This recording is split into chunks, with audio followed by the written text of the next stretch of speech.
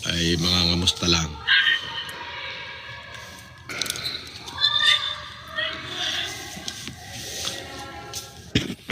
Nakakahiya sa'yo, food poison. O, ayan. O, para naman, meron kang maipopost. Welcome back. Maipost, O, dito ka kumikita, food poison. Kaya, hayaan mo nang kumita at pandagdag sa kabuhayan mo yan.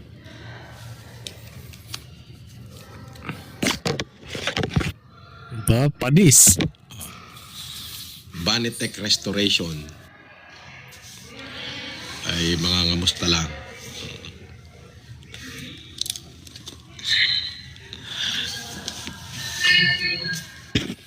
Nakakahiya sa'yo, food poison. O, ayan. O, para naman, meron kang maipopost. Bumalik na. Maipost. Bumalik na naman ang sigla ni Norman, mga kaplastik. At ito na nga po yun. Gaya nga ng narinig nyo, mga kaplastik, base sa post ni Food Genius, mga kaplastik, kung dati ang tawag sa kanya ay Food Bobo, ngayon naman ay Food Poison naman. Food Poison naman ang tawag kay Food Genius, mga kaplastik. Bah, talagang hindi niya mapigilan ng sarili niya na maglabas ng sama ng loob at mapagtripan na naman niya ulit o nagpapatrip na naman ulit o trippings na naman ulit si Norman Mangusin sa mga kaaway niya sa social media. So inaantay na lang natin kung ano ang masasabi niya sa laban nila ni Makagago at Zapman.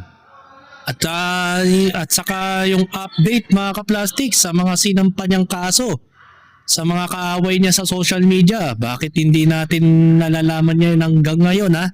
Wala po siyang sinasabi sa mga live stream niya at ang mga kalagayan niya kung okay na ba ang kanyang kaso, since sinabi lang naman niya yung mga nakaraang atraso niya way back 2000, 2004 o 2020, 5 years ago, 6 years ago, ay sinabi niya doon na wala na, acquitted na daw. Pero wala pa rin naniniwala sa opinyon kay Norman Mangusin.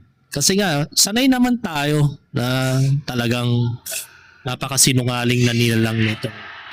Netong ulikbang nilalang na ito, mga kaplastik. Siya kung may halo man, eto po,